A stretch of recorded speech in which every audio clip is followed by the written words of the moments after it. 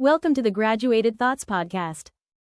In 1669, a group of lawmakers sat down in a colonial legislature, and they wrote a statute that basically made it legally impossible to murder a human being. Right, with one very specific, very massive caveat. Exactly, provided the human being was your property. Yeah. I mean, just think about the audacity of that. Like, they didn't just look the other way while atrocities happened, you know. They meticulously engineered the law itself to mandate that those atrocities were perfectly legal. Totally normal and just utterly insulated from any kind of criminal liability. Right. So welcome to this deep dive. Today, we're not just looking at the history of human cruelty, right? We are looking at the actual legal architecture that made it possible. And it is a really dark, but absolutely necessary exploration, especially for you, the listener, if you're interested in jurisprudence or human rights advocacy. Just the mechanics of power, really. Yeah, exactly. Because we tend to view the law as this, this shield for the vulnerable. Right, a protective thing. But what we're going to unpack today is how the law was deliberately fashioned into a weapon for the powerful, like specifically designed to exclude certain populations from the very definition of humanity. And for you listening, whether you're a law student, a paralegal, or just someone trying to figure out how our modern institutions inherited their current shape, this stack of source material we have today is essential. It's a heavy stack. It really is. Our mission today is to examine the selective application of international human rights law to colonized, enslaved, and indigenous peoples. Right. And to do this, we're pulling from a pretty fascinating array of documents. We're going to use the Geneva Convention on Prisoners of War as our legal benchmark. Which is key for the legal contrast. Yeah. And then for the cultural and economic backdrop, we're drawing from UNESCO's really deeply researched report, The Scientific Cultural Slave Trade. Incredible resource. And for the historical evidence of how this actually played out on the ground, we're looking at texts like American Holocaust, Exterminate Them, and the 400-Year Holocaust. And it requires this level of documentation, because these legal fictions created centuries ago, they didn't just vanish when treaties were signed. Right, they didn't just go away. No, they embedded themselves into the very grammar of global justice. Exactly. So I want to start with a stark comparison, just to kind of ground us. Let me read to you directly from our legal benchmark, the Geneva Convention. Specifically Article 3. Yeah, Article 3. It guarantees protections for those taking no active part in hostilities. Right. It explicitly prohibits, and I'm quoting here, violence to life and person, in particular murder of all kinds, mutilation, cruel treatment, and torture. Strong words. Right. And it also prohibits outrages upon personal dignity, in particular humiliating and degrading treatment. Yeah. When you read that as a legal professional, Yeah. it sounds comprehensive. It sounds ironclad. It does. It represents the absolute pinnacle of international humanitarian consensus. Yeah. The whole philosophy behind the convention is that even in the ultimate breakdown of human relations, Which is war. right, the literal breakdown of civilization, even then there has to be a baseline of civilized legal conduct. Right. A floor you can't drop below. Exactly. And Article 3 applies to armed conflicts not of an international character. So it protects those who've laid down their arms or are considered hors de combat. Meaning out of the fight, right? Yeah, out of the fight due to sickness, wounds, or detention.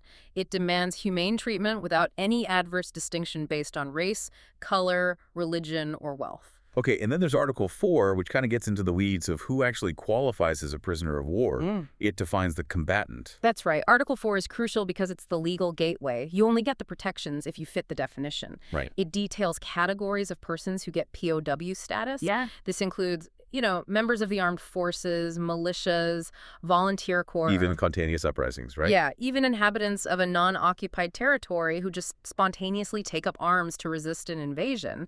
The caveat is they have to carry arms openly and respect the laws of war. Okay, so let's unpack this.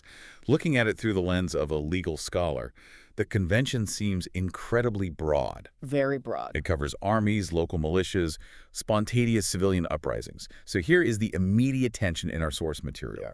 Historically, colonizers faced massive, organized, armed resistance from indigenous populations in the Americas and from enslaved populations. Absolutely constant resistance. But they almost never granted them these basic humanitarian protections.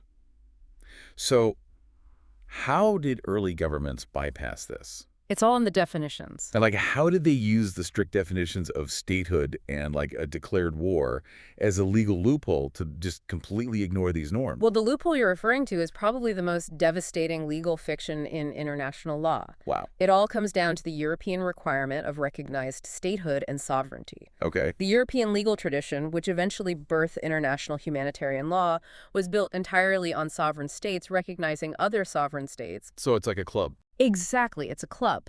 And because European powers simply did not recognize indigenous nations or African societies as equal sovereign states. They weren't in the club. Right. So the violence inflicted upon those populations was legally classified as falling completely outside the bounds of war. Wait, let me make sure I'm following this logic. Even if an indigenous nation had defined territory, Yeah. a functioning government, a military hierarchy, and they were fighting a pitched battle against an invading European army, The Europeans just looked at it and said, nope, not a real war. just because they didn't recognize the government. That is precisely how the legal gatekeeping worked. If an indigenous group fought back to defend their land, European frameworks didn't classify them as an opposing army. What did they classify them as? Rebels, savages, bandits, or just, a natural obstacle to expansion. Man. By defining the conflict outside the parameters of recognized warfare, they legally stripped these populations of any potential combatant or POW protections. That is wild. You just define the victim out of existence, legally speaking? Yep. So the crime technically never happens. If they aren't soldiers, you don't have to treat them like prisoners of war. Exactly. They weren't owed to combat because, in the eyes of European jurisprudence, they were never recognized as legitimate combatants to begin with. So it's a closed-loop system of impunity. You set the definition of humanity and sovereignty so narrowly that it only includes you and your European rivals. Everyone else is legally categorized as flora, fauna, or property. Okay, so by legally erasing indigenous statehood and combatant status, they created this foundational blueprint for complete impunity. They did. Which makes me wonder, did the architects of the transatlantic slave trade just copy-paste that exact legal loophole? Like to justify extracting millions of people from Africa? They absolutely did. Because once a population is legally stripped of sovereign citizen status, they're entirely vulnerable to institutionalized extraction, right? Exactly. And the UNESCO research on the scientific cultural slave trade provides a really harrowing lens on how this worked globally. Yeah, reading that report was intense. It traces the industrialization of human extraction back to the 14th and 15th centuries, initially driven by Spain and Portugal. Right. The so-called discovery of the Americas created an insatiable demand for labor to exploit the tropical wealth, gold, and sugar. And the scale and the timeline presented in the UNESCO document are just staggering for the listener to realize. Really staggering. It points out that long before what many people think of as the height of the slave trade, enslaved black people were already arriving in Hispaniola. Which is now Santo Domingo. Right, before the end of the 15th century. But there was a specific detail in the sources that really caught my attention regarding how scientific this market was. It's targeting. Yes. It wasn't just a blind grab for human beings. The colonizers were targeting and then explicitly banning certain captive groups. Yeah, that's a crucial detail that highlights the intersection of race, religion, and resistance. Tell me about that. Well, the Spanish colonizers very early on realized that certain enslaved populations were actively organizing massive uprisings. Highly effective ones. Very effective. The text notes that the King of Spain eventually issued royal decrees that Gelofes, which refers to the Wolof people, along with Mande and Mandingo captives, should be heavily restricted or entirely banned from being imported into the colonies. But why those specific groups? I know the text mentions their Islamic background.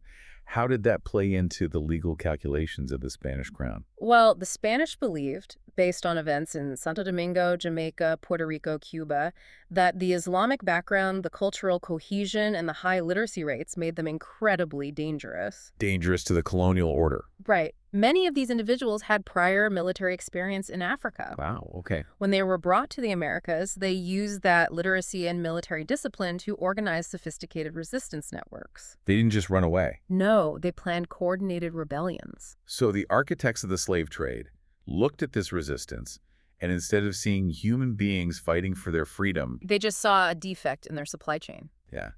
they viewed it as an economic risk that needed to be mitigated through regulation. That's exactly how they treated it. It was pure risk management. Wow. A royal decree prohibited the importation of these specific groups, and the trade shifted focus more heavily along the coasts of Guinea. Looking for populations they falsely assumed might be less likely to organize. Right. It demonstrates that the managers of this human extraction were highly analytical, scientific, and legalistic. They were constantly adjusting the legal parameters to maximize profit and minimize the risk of the enslaved populations achieving any kind of combatant success. Exactly. And as this global trade expanded into a massive pillar of the world economy, so did the international attempts to regulate or abolish it, right? Supposedly, yes. But according to our sources, those international treaties completely failed. In fact, failed seems like too weak a word. Oh, they were deliberately circumvented by the very states that signed them. Let's talk about that. The UNESCO text details several major international treaties that were supposed to end the traffic of human beings. Yeah, you have the 1814 Treaty of Paris, the 1815 Vienna Declaration. And a really crucial 1835 treaty where Spanish subjects were formally forbidden to engage in the slave trade. Yes. I read the section on that 1835 treaty, and honestly, I had to read it twice to make sure I was understanding it correctly. The indemnity? Yes.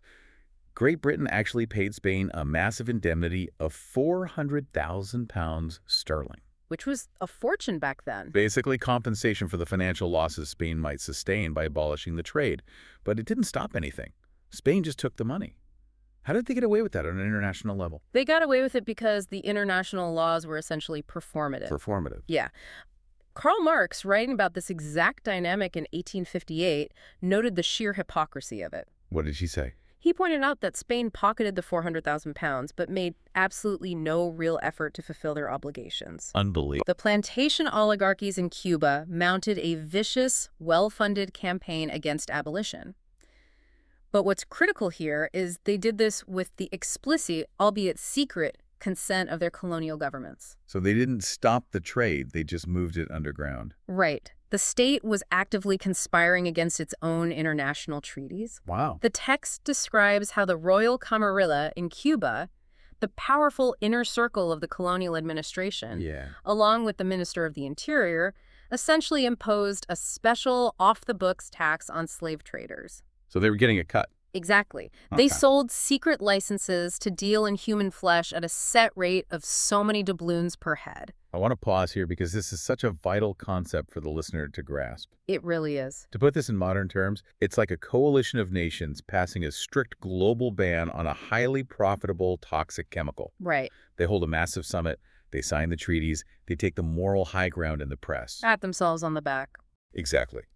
But locally, the very governments writing the ban are secretly subsidizing the black market for that chemical. Issuing secret licenses to the smugglers. And taxing the profits. Yeah. The law isn't functioning as a deterrent. The law is functioning as a public relations shield.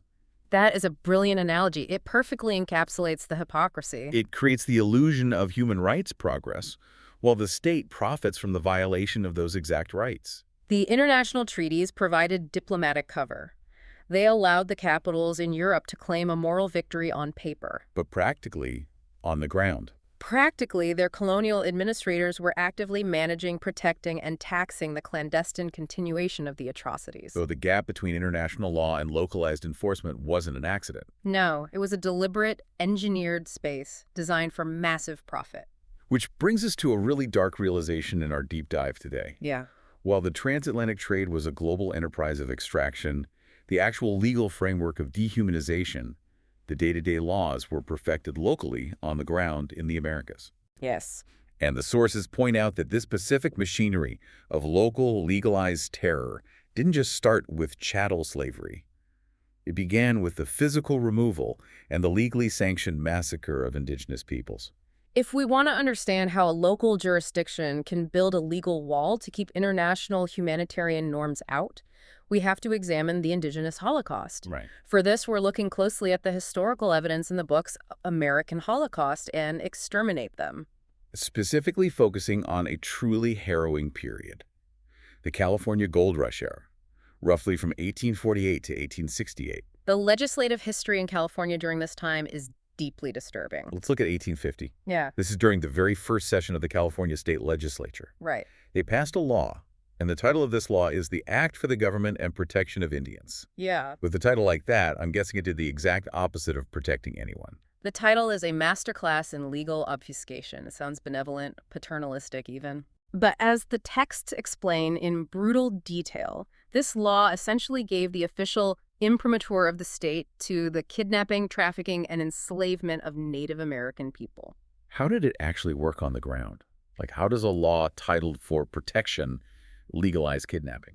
It worked by creating a localized legal loophole that bypassed any concept of natural rights. Okay. One of the most horrific provisions of this 1850 Act allowed for the forced indenture of any Native American child to any white person. Any white person. Any white person. All they had to do was convince a local justice of the peace that the child had not been obtained by force or coercion. Let me guess.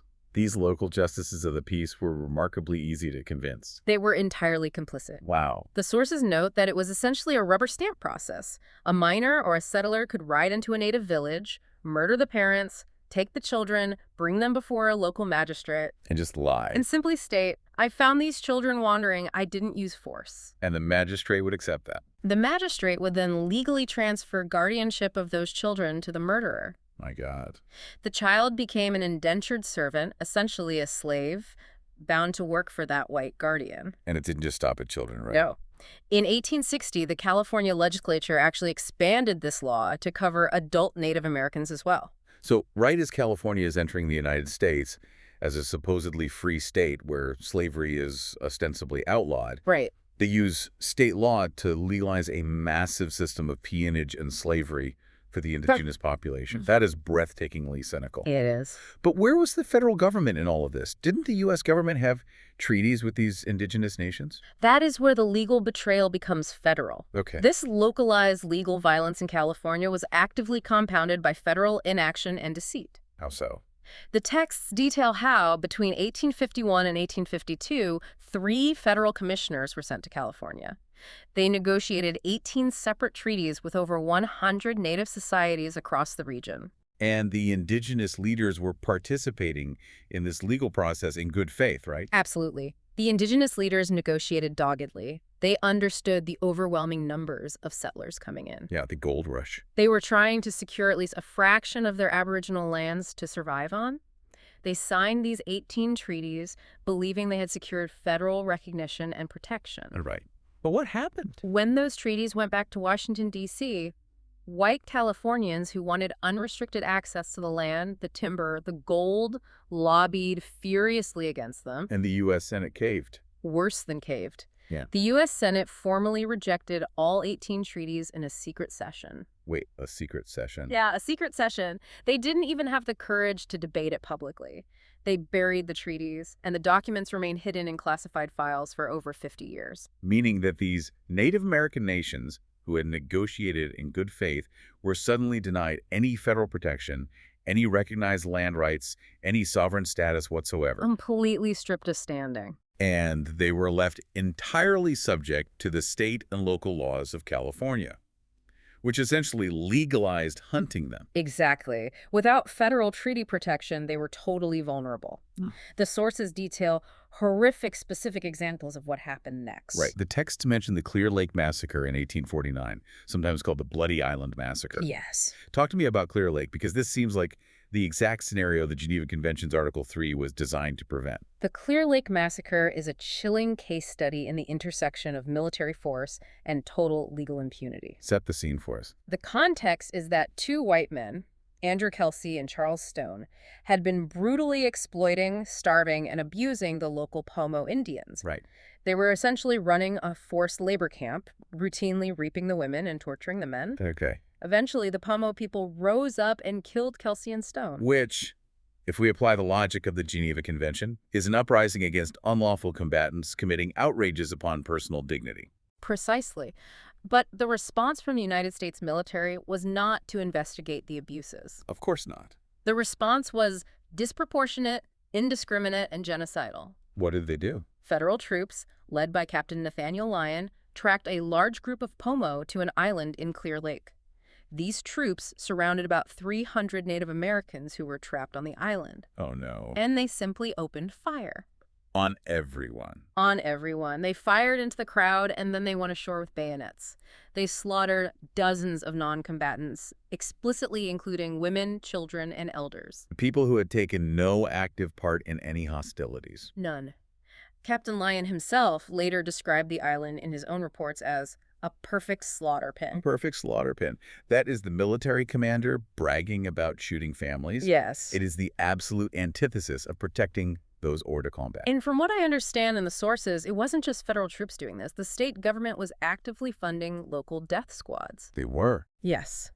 The state of California authorized and funded volunteer militia groups, such as the Mariposa Battalion, For what purpose? specifically to hunt, harass, and kill indigenous people who refuse to move to temporary barren reservations. Wow.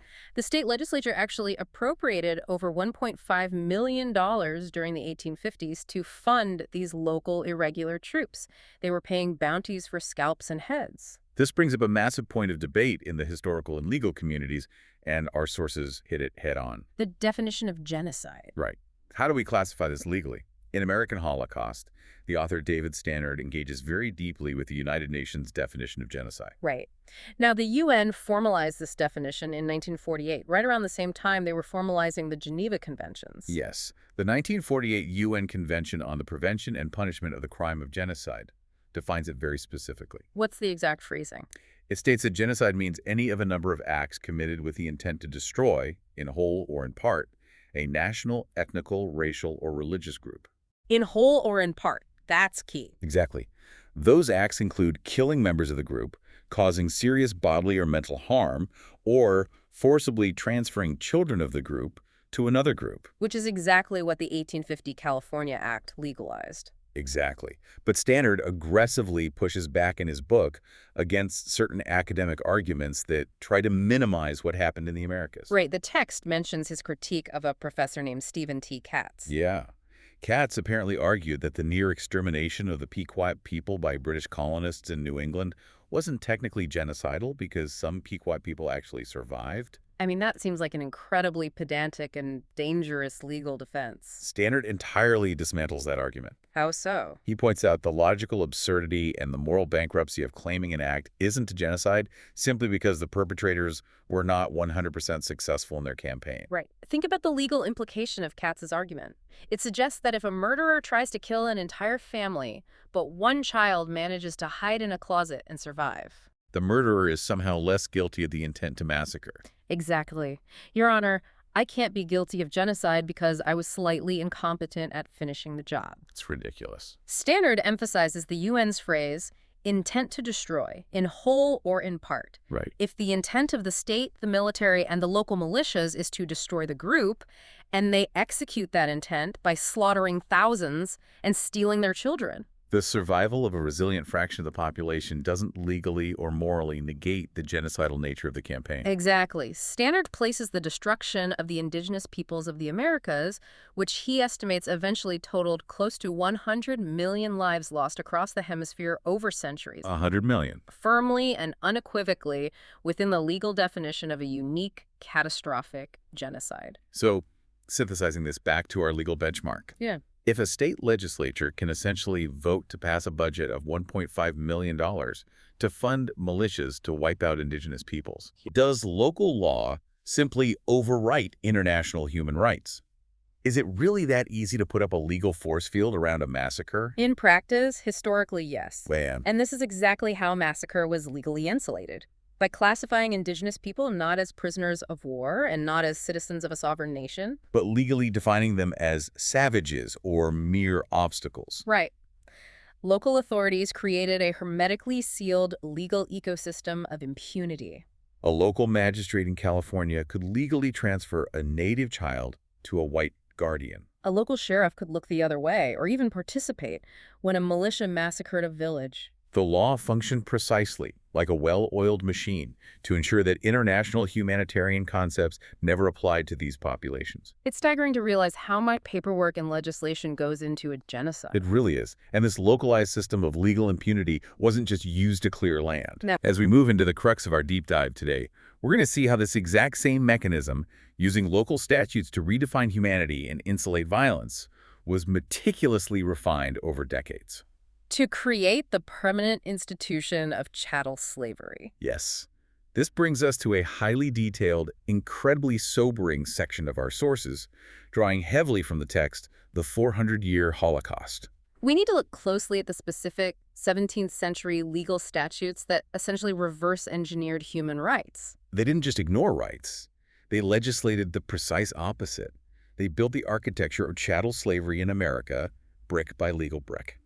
I really want us to walk through this chronologically. Let's do it. Because when you read these laws in order, you can actually see the colonial legal system learning, adapting, and tightening the chains year by year. It doesn't happen overnight. No. It starts with a vital legal distinction in 1640 involving a man named John Punch. Talk to me about why this case is the wedge. So John Punch was a black indentured servant living in Virginia. It's important to remember that in 1640, the system of lifelong race-based chattel slavery hadn't been fully codified yet in the colonies. Right. There are many indentured servants, both European and African, working under contracts for a set number of years. Exactly. John Punch decided to run away, and he fled alongside 2 European indentured servants. One was a Dutchman, the other a Scotsman, right? Yeah, a unified, multiracial escape attempt. But they were caught. They were caught in Maryland and brought back to Virginia to face trial. This is where the legal wedge is hammered in. The punishment. The punishment handed down by the Virginia courts was not equal. The 2 European servants were sentenced to receive whippings and to serve additional years on their indenture contracts. Okay. John Punch, however, for the exact same crime, was sentenced to serve his master for the time of his natural life. So the court looks at 3 men who committed the exact same infraction and uses race to legally bifurcate the punishment. The white men get a penalty. The black man gets a life sentence. Precisely. This 1640 ruling is widely considered by legal historians as one of the very first explicit legal distinctions based purely on race in the English colonies. It established the judicial precedent for lifetime enslavement, specifically targeted at people of African descent. It signaled to the plantation owners that the courts would support a harsher, permanent form of extraction for black labor. It's the crack in the dam. It is. But the true foundational pillar, the law that really creates the self-replicating engine of chattel slavery, comes 22 years later. In 1662. Right. Virginia passes a law concerning the status of children, and this legislation is a direct retaliation to a specific, incredible court case involving a woman named Elizabeth Key. We need to spend some time on this because it is a massive aha moment in understanding how the law reacts when marginalized people try to use it. The case of Elizabeth Key is a profound, dramatic example of a black woman utilizing the existing European legal framework to successfully fight for her freedom. And in doing so, she terrified the colonial elite so much that they literally changed the foundational laws of the colony to ensure no one could ever do it again. Exactly. Let's look at who she was. Elizabeth Key was the daughter of an enslaved African woman named Bessie and a white English planter and legislator named Thomas Key. Okay, let's pause and look at the legal landscape she was operating in. Under the English common law tradition at that time, how was a child's legal status determined? Under English common law, the system was entirely patrilineal. Meaning through the father. Right. A child's legal status, their class, their freedom followed the father. If the father was a free Englishman, the child was legally a free English subject, regardless of the mother's status. And there was a second factor as well regarding religion, right? Yes. Elizabeth Key had been baptized as a Christian, and at that time, in the mid-17th century, there was a widely held custom and legal presumption in English common law that a baptized Christian could not be held in lifetime slavery by another Christian. Slavery was considered something you could only impose on heathens. Right. So Elizabeth Key looks at this legal board, and she plays her pieces perfectly. She does. She sues for her freedom, based on these 2 established pillars of English jurisprudence. First, my father was Thomas Key, a free white Englishman, so patrilineally I am free. And second, I am a baptized Christian, so religiously I cannot be a slave. And she takes this to court. And she fights a protracted legal battle. Oh. She gathers witnesses to testify to her paternity and her baptism. And incredibly, she wins. Wow. The Virginia General Assembly eventually recognizes her legal arguments and grants her her freedom. She beat them at their own legal game. She did. But I imagine the plantation owners sitting in the House of Burgesses didn't just applaud her legal acumen and let it go. Oh, they absolutely panicked. I bet. Her victory represented a catastrophic threat to their entire economic model. Think about the reality of the plantations. Right. White masters were routinely committing sexual violence against enslaved black women. If the mixed-race children of those assaults could claim freedom based on patrilineal descent, the plantation owners would lose a massive portion of their future workforce. And if simply baptizing an enslaved person granted them freedom, the entire religious justification for the colonial hierarchy would collapse. Exactly. So, faced with a legal system that accidentally provided a pathway to freedom, the white male legislature took immediate action to close the loopholes. They decided to rewrite the rules of race, gender, and descent. In 1662, the Virginia House of Burgesses passed a law that radically altered centuries of English common law. What did it say? They declared by statute that all children born in this country shall be held bond or free only according to the condition of the mother. The condition of the mother. This legal doctrine is known by the Latin phrase partus sequitur ventrum. The condition of the child follows the mother. If we look at this through the lens of a legislative drafter, it is a masterclass in sinister legislation. It is incredibly efficient. It achieves two horrific things simultaneously. First, it guarantees a self-replicating permanent labor force. Right. But second, and far more insidiously, it economically incentivizes the rape of black women by white men. Because under the partus law, any child resulting from that violence automatically becomes the legal property of the master. The master's own children become his assets. As the source text, The 400-Year Holocaust, points out, this single law confined the entire institution of racial slavery to the biological bodies of black females. It transformed the womb into a site of legal and economic production for the state. It completely bypassed and legally annihilated the concepts of bodily autonomy or outrages upon personal dignity that we see championed in the Geneva Convention. It is breathtakingly evil. And they didn't stop there. They still had to close the second loophole Elizabeth Key used. Right. Religion. So 5 years later, in 1667, Virginia passed another law to seal that exit. The 1667 law explicitly declared that the conferring of baptism does not alter the condition of the person as to his bondage or freedom. Let me guess the legislative rationale they used for that one. The stated rationale was actually framed as a religious benevolence. Of course it was. They argued that this law was necessary so that masters may more carefully endeavor the propagation of Christianity. So they were essentially saying, we want you to save their souls, but we know you won't do it if it costs you your property. So we legally guarantee that baptizing them won't make them free.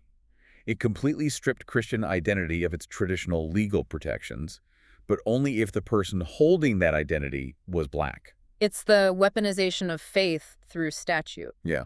But of all the laws detailed in these sources, the one that I think is perhaps the most chilling, the one that really gets to the absolute core of how the law insulated violence, is the 1669 Casual Killing Act. Yes. I want to read the preamble, the legal rationale behind this law, straight from the text, because the logic is so twisted you almost have to hear it out loud to believe it. Go ahead. It says, since it cannot be presumed that premeditated malice, which alone makes murder a felony, should induce any man to destroy his own estate.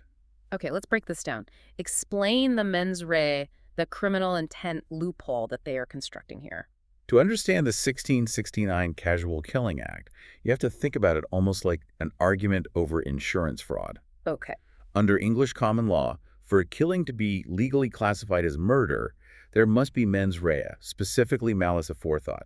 You have to have intended to kill the person. Right. It can't just be a tragic accident? Exactly. So the colonial legislature introduces a catastrophic legal fiction. They define the enslaved person entirely as property in a state. Right. Then they apply a cold, capitalistic logic. No rational, sane man would ever intentionally destroy his own valuable property. You wouldn't set fire to your own expensive house just for fun. Therefore, if a master or an overseer appointed by the master is violently correcting or punishing an enslaved person, and that enslaved person dies from the beating, The law mandates that the court must presume it was an accident. because the court assumes the master lacked the malice required to destroy his own wealth. The master just meant to punish them, not kill them, so it's a tragic loss of property, not a murder. Precisely. It decrees by statute that the death of an enslaved person under violent correction is simply not a felony. It legally pardons murder before it even happens. It argues that property cannot be murdered, it can only be destroyed. And as long as the owner is the one doing the destroying, the state has no criminal grievance whatsoever. The master is entirely acquitted. Now, I think it's vital to bring in exactly how our primary source, the 400-Year Holocaust, analyzes these specific laws. Yeah, let's look at that. It's fascinating how the author of this text frames this history. They aren't just presenting a dry list of bad laws. No, not at all. Their core argument, their deeply provocative thesis, is that this specific legal architecture fundamentally wired American culture for sociopathy. The author argues that these 17th century courts didn't just oppress black people. They actively conditioned white citizens to exhibit zero empathy. Right. We have to be clear. We are impartially reporting the author's sociological and political claims here. Yes, I can think that. The author insists that when the legal system itself validates and financially incentivizes sadism, like the Pardis Law incentivizing rape or the Casual Killing Act pardoning murder, It creates a culture of psychopathy that gets passed down generationally. the author even draws a direct, explicit line from the culture of impunity established in these 17th century courtrooms to modern political figures. Right. The text specifically references the rhetoric and actions of Donald Trump as a direct, modern continuation of this exact same culture of white privilege and unaccountability. It's an incredibly bold thesis, essentially arguing that the concept of whiteness was engineered by the courts as a mechanism for legal impunity, and that this same mechanism is still operating today. The author is demanding that the reader look at the law not as a neutral, blind arbiter of justice, but as an active historical participant in terror. And honestly, when you read the plain text of the 1669 Casual Killing Act or the 1662 Pardis Law, it is undeniably clear that colonial legislatures drafted laws specifically to unleash the horrors of human nature. To legally mandate atrocities during peacetime, it really is the ultimate dark mirror to the Geneva Convention. And that realization forces us to confront the longevity of the law. Laws passed in the 1600s don't just magically disappear from the cultural psyche when a war is fought or an amendment is passed. They leave a residue. They embed themselves deeply into the judicial DNA, into the very instincts of a nation's legal system. Which perfectly transitions us to Section 5 of our deep dive, the gap between paper rights and lived reality. Right. If a law operates for 2 centuries defining a group of people as property devoid of rights, what happens in the courtroom when those people try to assert their humanity? The sources provide some harrowing 19th century cases that show just how deeply entrenched this legal dehumanization became. We need to talk about the 1855 case of Celia, Missouri. Walk me through what happened here. The case of Celia is one of the most tragic and legally illuminating examples of how the system functioned. Celia was an enslaved teenager in Missouri. All right. Her owner, a man named Robert Newsom, purchased her when she was 14 years old. From the moment he bought her, he subjected her to years of sustained, brutal sexual violence. Just horrific. Over the course of 5 years, he fathered 2 of her children through rape. And when she was roughly 19, she finally reached a breaking point. She did. She was pregnant again, she was ill, and she pleaded with him to leave her alone. He refused. Right. When he came to her cabin to assault her again, she attempted to defend herself. She struck him with a heavy stick, and she killed him. Okay, so she is put on trial for murder. In any normal legal paradigm, this is a clear-cut case of self-defense against a violent, repeated sexual assault. Yes. How does the court handle it? The court handles it by relying on the legal fictions established 2 centuries prior. Look at the specific instructions given by the judge, William Augustus Hall, to the all-white male jury. What did he say?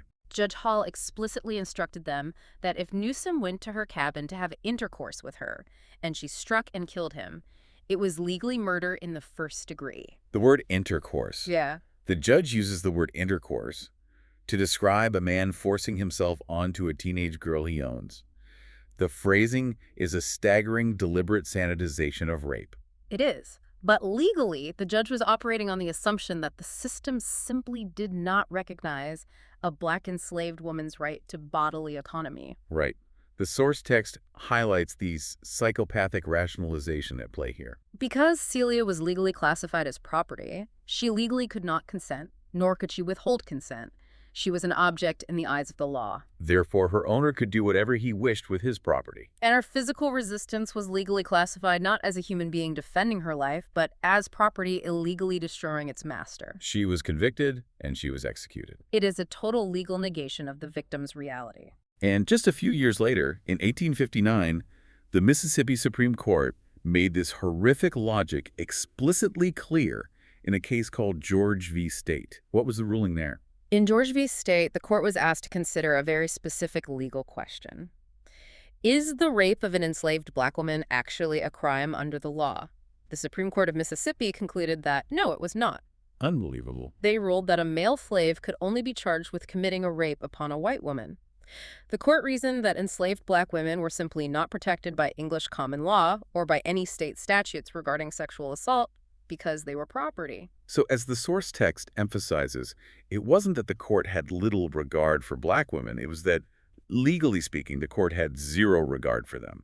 The crime of raping a black woman literally did not exist in the legal code. It was legally impossible to commit. Exactly. This is the culmination of the 1662 Pardis Law and the 1669 Casual Killing Act.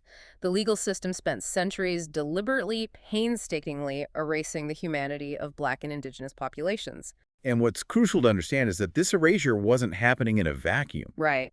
While the law was actively inflicting profound generational trauma and stripping away all agency from black and indigenous people, it was simultaneously in the exact same era building massive generational wealth for white Americans. Yes, the author of The 400-Year Holocaust makes a powerful comparative analysis here.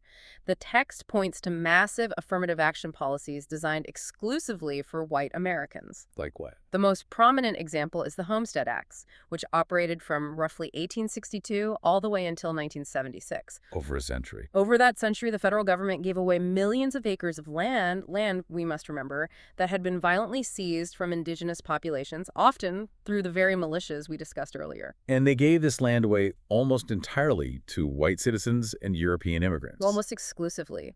This massive wealth transfer created a foundation of generational wealth, home ownership, agricultural dominance, and economic stability for millions of white families. And this happened at the exact same time that black Americans were being subjected to the terror of Jim Crow laws, redlining, and disenfranchisement. And indigenous Americans were being forcibly confined to reservations and having their children taken to boarding schools. So synthesizing all of this, the source text argues that this intertwined legal history, the giving of wealth to one group and the stripping of humanity from another, created what the author calls a default criminality for black and indigenous populations. Right. The argument is that the American legal system was trained over 400 years to view non-white bodies as inherently dangerous, guilty, or legally disposable. While simultaneously, the system trained itself to exhibit deep empathy and benefit of the doubt for white defendants. This is the crux of the author's argument connecting the past to the present. The author of The 400-Year Holocaust draws a direct, unbroken line from the logic of the 1669 Casual Killing Act to modern judicial disparities. The text argues that our modern legal system still operates on this compromise grammar. Yeah, it cites the agonizing empathy often shown by judges toward white perpetrators, for example. Judge Aaron Persky sentencing Brock Turner to mere months for a brutal sexual assault because he didn't want to ruin his life. Or Judge Matthew Murphy giving Christopher Belcher mere probation for multiple sexual assaults. The court looks at them and sees a future worth protecting, a humanity worth preserving. Exactly. And the text forcefully contrasts that empathy with the systemic, lethal violence and utter lack of empathy inflicted by the state upon black individuals. The text points to the murders of George Floyd, Breonna Taylor, Tamir Rice, and countless others. The author argues that the judges in those lenient cases and the officers in those lethal cases are infected with the exact same historical conditioning that allowed the Casual Killing Act to exist. The system instinctively protects its own and violently polices the other. Which raises a massive, almost paralyzing question for anyone who believes in justice. Yeah. If the author's thesis is correct, that the entire concept of whiteness was legally constructed as a mechanism for power, and that the legal system itself is the source of the original injury. Can we actually trust that same broken legal system to provide a remedy? Can a break-in tool fix itself? That is the ultimate paradox faced by human rights advocates, paralegals, and legal scholars today. You cannot use a broken tool to fix itself without fundamentally redesigning the tool. Right. If the architectural blueprint of your legal system includes provisions specifically designed to dehumanize and extract, you cannot just slap a fresh coat of legislative paint on it, pass a civil rights bill, and declare that the building is now structurally sound. It requires an honest, unvarnished, devastating accounting of those original blueprints. Which brings us to the final part of our deep dive today. The case for legal repair and reparative international law. We've spent this hour looking at how the law was broken. What does it actually look like to fix a system built on these foundations? According to our sources, it takes a lot more than just saying we're all equal now. Far more. Drawing from the concluding chapters of the 400-year Holocaust, the author outlines two vital structural concepts: racial reckoning and racial reparations. Okay. The author is very clear that this is not about passive diversity training or corporate statements of solidarity. It is about a fundamental shift from the theoretical concept of equality to the applied structural reality of equity. Let's define those terms exactly as the text presents them, because they are often misused. How does the author define racial reckoning? The author defines racial reckoning as a necessary psychological and educational process specifically for white, non-Black people. Like an active unlearning. Yes. It is the process of learning about this hidden legal history and acknowledging how they have been indoctrinated with whiteness and anti-Blackness. Right. It requires coming to terms with the uncomfortable reality that American institutions, from the courts to the economy, were specifically built to create and maintain a reality of white superiority. It's about breaking the denial. And then comes the action phase. How does the text define racial reparations? Racial reparations goes much further than just acknowledging the past. The text defines it as the concrete process of locating resources, developing strategies to actively combat white superiority, and authentically equalizing the structural, institutional, economic, and psychological power imbalances. It requires identifying specific needs based on demographic traits, like race, and bridging the massive historical gaps through direct affirmative action. So the author's recommendations here are extensive, and they are unapologetically aggressive. They argue for dismantling institutional anti-Blackness at every single level of government and commerce. They call for a deeply uncomfortable reevaluation of what they term white racial negotiations. Yes, white racial negotiations is a fascinating concept. What does it mean? It basically asks, how much actual power, wealth, and privilege are white individuals and white-led institutions actually willing to sacrifice in order to provide true inclusion and resources to marginalized groups? Are they willing to give up the inheritance of the Homestead Acts to repair the damage of the Pardis Laws? The text also insists on a fundamental shift in how history is told. It argues that we have to redefine the historical narrative completely outside of what he calls the white validation system. It argues that Black people and Indigenous people must be the ones to write their own history, to frame their own cultural and sociological experiences. Rather than constantly having to accept a sanitized, watered-down version of history that is designed specifically to protect the comfort of the dominant culture. And economically, the author explicitly states that state and federal organizations must provide ongoing, massive economic and social welfare to Black and Indigenous people in the exact same ways that those institutions worked to explicitly provide those realities for white citizens for over 3.5 centuries. This is a crucial insight for you, the listener, to take away from this entire deep dive. True legal repair, according to these sources, isn't just about repealing the bad laws. No. It's not enough to just take the Casual Killing Act or the 1850 California Act off the books and say, okay, we're neutral now. True repair is about the affirmative structural redistribution of the resources that were legally looted over 4 centuries. It requires the law to be just as aggressive, just as intentional, and just as creative in repairing the damage as it was in causing it. It means moving beyond the theoretical equality, which, let's be honest, often just maintains the status quo of inherited wealth and inherited trauma. And moving toward a fierce applied equity. It demands that we look at all of international human rights law, even the noble, necessary documents like the Geneva Convention we started with, and ask ourselves, rigorously, who is still being left out of the definition of human. Because if the foundational legal fictions of the 17th and 18th centuries, the fictions that defined who was an estate and who was a citizen, who was a savage and who was a sovereign, Right. if those deeply racist fictions were used to build the global economic and legal order that we currently live in, we have to ask a terrifying question. Is it possible that our modern international human rights frameworks, our modern courts, our modern treaties, are still unknowingly operating on the compromised legal grammar of the colonizer? If so, what words must we invent? What new jurisprudence must we write to finally draft the law of true equality? That is a heavy, necessary, and provocative question to leave you with today. We started this deep dive talking about the expectation of precision in the law. We like to think of the law like a medical x-ray. A clean, binary, objective machine that points to a broken bone and says, here is the fracture, here's how we set it. But as we've seen by looking at the history of international law through the lens of the colonized, the indigenous, and the enslaved. The X-ray machine itself was engineered to render their fractures invisible. The legal waters are incredibly muddy, not by accident, but because the mud was put there by design, statute by statute. And clearing those waters requires a lot more than just looking at the surface. It requires dredging the bottom, examining the foundations, and being willing to rewrite the blueprints from scratch. Thank you for joining us on this intense, incredibly important intellectual journey today. We encourage you to keep questioning the structures around you, to look closely at the laws that govern our daily lives, and to continually ask who they were truly designed to protect and who they were designed to exclude. Take care and keep diving deep. Hey there, glad you stopped by. If you're feeling the vibe, stick around for a little while. Don't forget to like